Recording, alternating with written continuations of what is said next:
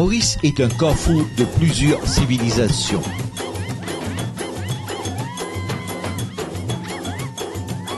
On côtoie les autres communautés en parfaite harmonie. D'ailleurs, on vient de différents continents et aujourd'hui, on est sur la même île. Notre unité nationale a été démontrée récemment lors des Jeux des îles de l'océan Indien 2019, où on est fiers d'être mauriciens. Beaucoup parmi nous viennent d'Afrique. Le 1er février est décrété un jour férié pour commémorer l'abolition de l'esclavage survenue en 1835. Entre 12 et 14 millions d'Africains ont été déportés de l'Afrique en raison de la traite négrière pour être réduits en esclavage aux Amériques et dans l'océan Indien. Depuis l'arrivée des Hollandais dans l'île, l'esclavage a été introduit avec les fouets, les punitions horribles et autres décapitations.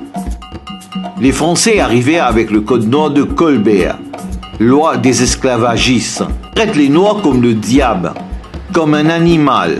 Ils ne seront pas seulement privés de leur liberté, mais aussi de leur langue, religion et culte. Les punitions sont courantes, parfois pour punir les marrons, mais des fois pour satisfaire les égos et les frustrations des colons.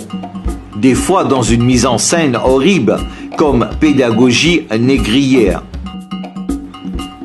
Selon l'écrivain Albert Pitot, au milieu du XVIIIe siècle, le gibier se faisait rare. Alors, la chasse aux esclaves marrons devenait le sport favori des colons.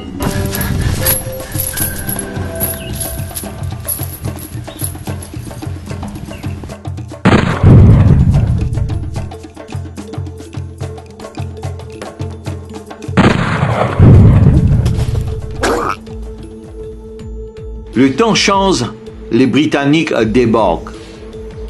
En 1835, ils proclament l'abolition de l'esclavage. Fini les chaînes et les punitions corporelles exagérées. Mais avec l'affranchissement des esclaves, ils connaîtront une autre facette de l'humiliation prônée par les maîtres déçus. Nous sommes en 2020.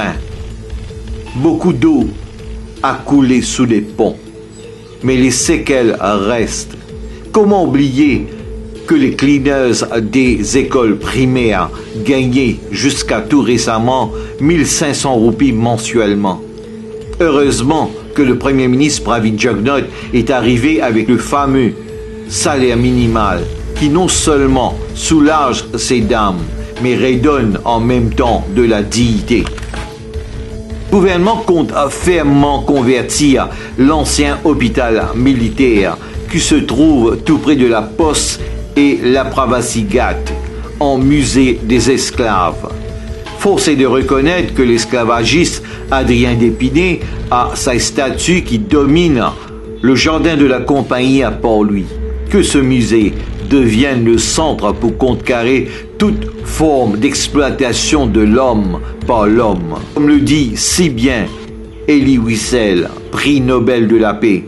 Souvenons-nous de l'abolition de l'esclavage pour empêcher que le bourreau ne tue une deuxième fois, cette fois par le silence.